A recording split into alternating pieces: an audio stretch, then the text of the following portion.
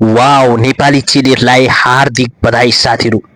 साथीहरू आज भएको खेल यानि कि नेपालको अन्डर 20 महिला र चीनको युआन प्रान्तको अन्डर 20 को खेल भएको थियो। साथीहरू आज हाम्रो नेपाली चेलीले एकदमै शानदार खेल खेल्दै अन्ततः इतिहासै रचेको छ।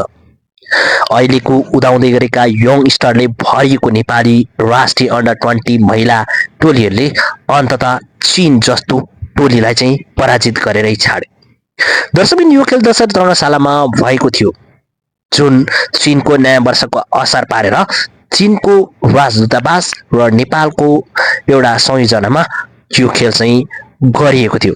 जसमा कुरा गर्नु भने हाम्रो नेपाली चेलीले आज एकदमै शानदार प्रदर्शन गर्दै चीन जस्तो टोली यानि कि चीनको युआन प्रान्त नै भए पनि चीन आफैमा पनि एउटा फुटबलमा अगाडि बढिरहेको राष्ट्र हो, जसको कारणले गर्दा चाहिँ चीनको एउटा प्रान्तसँग खेल खेल्नु पनि नेपालको लागि ठुलो कुरो हो। तर हाम्रो नेपाली चेलीहरू यसमा के कम भने चाहिँ आज त अन्ततः खेल खेलेर देखायो र अन्ततः खेल जितेर पनि देखाएको छ। यही हो गोर्खाली चेलीहरूको खासियत। दर्शकबिन आज पुरा समय नै नेपाली चेलीहरूले चीनलाई दबदबा नै राख्यो र डोमिनेट गरिरहेको थियो। र दर्शकबिन जताततै हेर्ने भने आज चिनिया जुन चाहिँ दर्शकहरू पनि धेरै नै देखिएको थियो र धेरै जसो चिनियाले भोटिङ पनि गरिरहेको थियो। तर अन्ततः चीनको युआन प्रान्तको टोली भने नेपालसँग निरा हुन पुग्यो र आज खेलमा भने नेपालसँग 2-1 ले पराजित हुन पुगेको थियो। तर पनि दर्शकबिन आज यो एउटा मैत्रीपूर्ण खेल, दुई देशको एउटा आपसी समन्वयन र एउटा आज एउटा माया प्रेम र संस्कार झन् साटासाट गर्ने एउटा अवसर जस्तै बनाएको, जुन नयाँ वर्षको उपलक्ष्यमा जुन चिनिया नयाँ वर्षको उपलक्ष्यमा भएको कारणले गर्दा चाहिँ दुवै टोलीलाई सम्मान पनि त्यति नै गरिएको थियो र दुवै टोलीलाई मेडल पनि दिइयो हैन। यो एकदमै खुसीको कुरा रह्यो साथीहरू। यो भन्दा ठुलो कुरो खुसीको कुरा केही पनि छैन। र हाम्रो नेपाली चेलीहरू जुन अन्डर 20 मा अहिले खेल खेलिरहेका छन्, यी खेलाडीहरू चाहिँ भोलिको हाम्रो भविष्य हो भन्दा पनि फरक पर्दैन।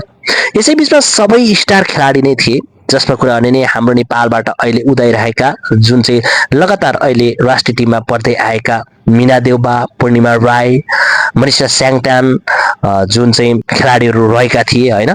यस्तो यस्तो खेलाडीले भरिएको थियो, जसमा चाहिँ हामीले आज एकदमै यस्तो खेल हेर्न पायौं जुन खेल भने नेपालले एक साइडमा खेल खेलिरहेको छ भन्ने खालको महसुस चाहिँ गराएको थियो। साथीहरू तपाईहरुले यो खेल चाहिँ हेर्नु भएन, यसको बारेमा कुन च्यानलले लाइभ दिन्छ, कहाँबाट लाइभ हेर्न सकिन्छ, यसको बारेमा मैले तपाईहरु माझमा चाहिँ भिडियो बनाएको थिएँ।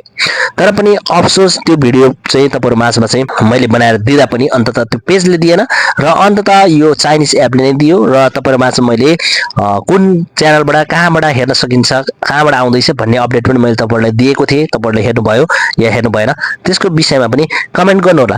र जुन अहिले हाम्रो नेपाली चेलीहरू यानि कि अन्डर 20 को अहिले उडाउँदै गरेका खेलाडीहरू जसले यस्तो खेल खेलिरहेका छन्, भोलिको हाम्रो भविष्य भन्ने तपाईलाई के कतिको लाग्छ र अहिलेको जुन हाम्रो नेपाली चेलीहरूले खेल खेलिरहेको खेलाडीहरू मध्ये तपाईलाई मनपर्ने खेलाडी कुन हो, तपाईहरुले त्यो पनि कमेन्ट गर्न सक्नुहुन्छ। र हाम्रो नेपाली चेलीहरूलाई कुन कुन खेलाडीले के भन्न चाहनुहुन्छ पर्सनल रूपमा तपाईहरुले लागेको कुरा जस्तो कमेन्ट बक्समा कमेन्ट गर्नु होला। र साथीहरू नेपाली चेलीहरूलाई फेरि एकपटक हाम्रो आज जुन भएको खेलमा चाइनाको युआन प्रान्तसँगको खेलमा नेपाली चेलीले 2-1 ले पराजित गरेको कारणले गर्दा चाहिँ हाम्रो नेपाली चेलीहरूलाई बधाई दिउँ। आउने आगामी दिनहरूमा अझै पनि हाम्रो चेलीहरू चाहिँ उच्च प्रदर्शन गर्दै अन्ततः राम्रो खेल खेल्दै जाउन् भन्ने सबैले चाहिँ हाम्रो नेपाली चेलीहरूलाई अग्रिम रूपमा शुभकामना दिउँ।